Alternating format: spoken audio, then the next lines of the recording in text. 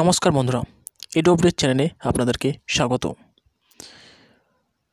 তো বন্ধুরা, আজকে আমরা আলোচনা করব এক পরিবার এক চাকরি, অর্থাৎ প্রত্যেকটা পরিবারের মধ্যে একজন করে চাকরির ব্যবস্থা করছে সরকার।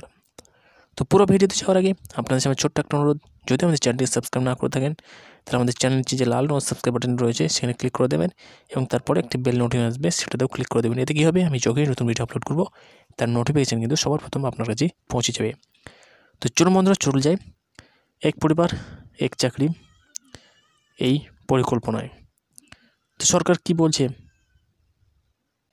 তো বন্ধুরা এখানে দেখুন, আজ বিকেল নামক একটি অনলাইন নিউজ পোর্টালে প্রকাশিত হয়েছে এক পরিবার একটি চাকরির বিল আনছে সরকার।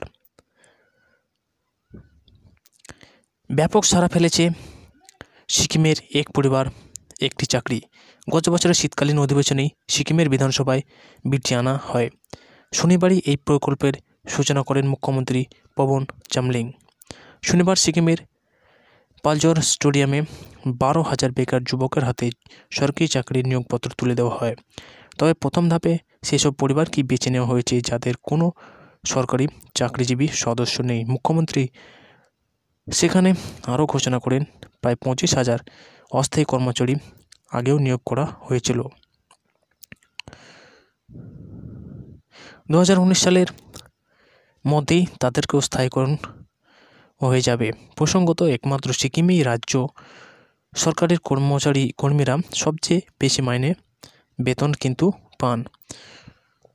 তো বন্ধুরা, সিকিম সরকার এটা খুব ভালো কাজ করতে চলেছেন, যেখানে প্রত্যেকটা পরিবারকে একটা চাকরি দেওয়ার কথা কিন্তু ঘোষণা করেছেন, অর্থাৎ এক পরিবার এক চাকরি। এরকম যদি আমাদের রাজ্য হয় তাহলে কিন্তু আমাদের রাজ্যের জনসাধারণ আরও উপকৃত হবে। তো বন্ধুরা, এই ছিল আজকের ভিডিওটি যদি ভালো লেগে থাকে একটা লাইক করবেন এবং ভিডিওটি বেশি বেশি করে শেয়ার করবেন। তো আজকের মতো এখানেই, আবার দেখা হবে নতুন ভিডিও নিয়ে। ততক্ষণ টাটা।